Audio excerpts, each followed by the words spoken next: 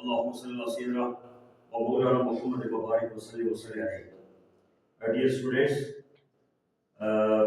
آج ماہانہ ہمارا پروگرام تھا قرآن خوانی کا اور وہ پایہ تکمیل کو پہنچا. آج ہمارا ایک کالج کی جانب سے یہ ہر مہینے میں کے آخر میں قرآن خوانی کا پروگرام ہوتا ہے اور مقصد یہ ہے اس کا مقصد کیا ہے؟ مقصد یہ ہے کہ ہمارے اسٹوڈنٹس، ہمارے طلباء جو ہے وہ اپنے آپ کو قرآن حکیم کے ساتھ منسلک ہے، چونکہ قرآن حکیم کتاب لا رہے ہیں، قرآن حکیم کتاب حکمت ہے، قرآن حکیم کتاب نور ہے، اور قرآن حکیم کتاب انقلاب ہے، قرآن حکیم کتاب شعور ہے. یہ قرآن حکیم کتاب منطق بھی ہے، کتاب دلیل بھی ہے، اور قرآن حکیم کتاب ادراک بھی ہے. قرآن حکیم قرآنی سچائیوں کی تصدیق کرنے والا بھی ہے، اور قرآن حکیم باطل کی تکذیب کرنے والا بھی ہے. اور قرآن حکیم یہ جو کتاب ہے یہ مختلف کتاب ہے دنیا کی. یہ کتاب دنیا کی مختلف کتاب ہے. یہ کتاب کسی آتھر کی لکھی ہوئی نہیں، یہ کتاب کسی رائٹر کی لکھی ہوئی نہیں، یہ کتاب کسی سائنٹسٹ کی لکھی ہوئی نہیں، یہ کتاب کسی فلاسفر کی لکھی ہوئی نہیں، یہ کتاب کسی دانشور کی لکھی ہوئی نہیں، یہ کتاب کسی مفکر کی لکھی ہوئی نہیں، بلکہ یہ کتاب اللہ ہے. یہ کیا ہے؟ کتاب اللہ ہے. جو کتاب یہ کہاں سے منزل من اللہ ہے، اللہ کی بارگاہ سے یہ کتاب آئی اور محمد رسول اللہ کے سینہ اطہر پر اس کتاب نے نزول کیا. عزیز طلباء، میں آپ کو اپریشیٹ کرتا ہوں، آپ نے بہت اچھے انداز سے قرآن حکیم کی جو تلاوت ہے اس میں آپ نے حصہ لیا اور پوری سنجیدگی کے ساتھ آپ نے تلاوت کی. اس لیے اس کتاب کے ساتھ یہ وہ کتاب ہے، اقبال نے کہا تھا وہ زمانے میں معزز تھے مسلمان ہو کر، یا وہ زمانے میں معزز تھے مسلمان ہو کر، اور تم خوار ہوئے تارک قرآن ہو کر.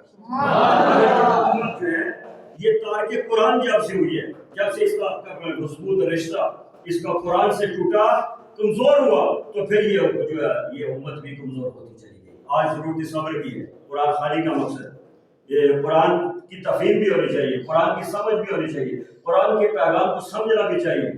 یہ قرآن کتاب حکمت ہے، قرآن کتاب علم ہے، قرآن کتاب نور ہے، قرآن کتاب ہدایت ہے، اور یہ ایسی ریولوشنری کتاب ہے کہ جس نے دنیا بھر کے اندر جو ہے وہ انقلاب برپا کیا. اس لیے اس پر عزیز اسٹوڈنٹس اس کتاب کے ساتھ اپنے آپ کو وابستہ رکھو. اللہ کے نبی کی تعلیمات اور اللہ کے نبی کی محبت کے ساتھ اپنے آپ کو وابستہ رکھو. اس کتاب نور، کتاب ہدایت کے ساتھ اپنے آپ کو وابستہ رکھو. اس کتاب کی شان کیا ہے کہ پروردگار نے فرمایا کہ یہ کتاب اگر پہاڑوں پر نازل کی جاتی تو پہاڑ ٹوٹ جائیں اور ٹکڑے ٹکڑے ہو جاتے، لیکن یہ سینہ محمد رسول اللہ ہے کہ جس پر اس کتاب کا نزول ہوا اور یہ ہم تک پہنچی. وسیلہ محمد مصطفیٰ کو ہم تک پہنچی اور قیامت تک یہ کتاب شفا بھی ہے. یہ کتاب کل کتاب شفا بھی ہے، اور کل اس نے شفاعت بھی کرنی ہے، اور اس زندگی کے اندر بھی قرآن جو ہے وہ کتاب نور اور کتاب شفا ہے. اس لیے عزیز طلباء یہ بات پیش نظر رکھو اپنے آپ کو. یہ کڈس کالج آپ کا اس میں بطور خاص قرآن خوانی کا انتظام ہوتا ہے، قرآن فہمی کا انتظام ہوتا ہے.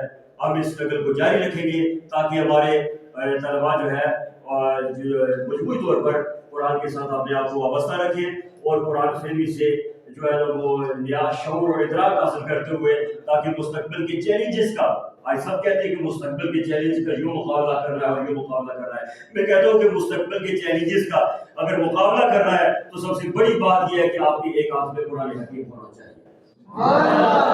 جس ملت کے پاس یہ اتنی بڑی کتاب موجود ہے، جو جب تک وہ کتاب ہمارے ہاتھوں میں رہے گی، جب تک وہ کتاب ہمارے سینوں میں رہے گی، جب تک وہ کتاب اس کے ہم استفادہ کریں گے، تو میں کہتا ہوں کہ پھر آپ دنیا میں جو ہے نا ساری راج کرنے کے قابل ہو جائیں گے. اس لیے بہت اچھی آپ نے پروگرام کیا، میں آپ کو اپریشیٹ کرتا ہوں. اور اور میں امید رکھتا ہوں کہ آپ قرآن حکیم اور نبی کریم صلی اللہ علیہ وسلم کی تعلیمات کے ساتھ اپنے آپ کو وابستہ کرتے ہوئے میں دعا کرتا ہوں پروردگار عالم مستقبل میں آپ کو کامیابیوں سے نوازے. رب العالمین آپ کو جو ہے وہ ملک قوم معاشرے اور سماج کی خدمت کرنے کی توفیق عطا فرمائے. اور راستہ کوئی اور نہیں ہے، اس کا بہترین اور خوبصورت راستہ جو ہے قرآن حکیم ہے اور نبی پاک صلی اللہ علیہ وسلم کی تعلیمات ہے. وما علینا الا البلاغ المبین.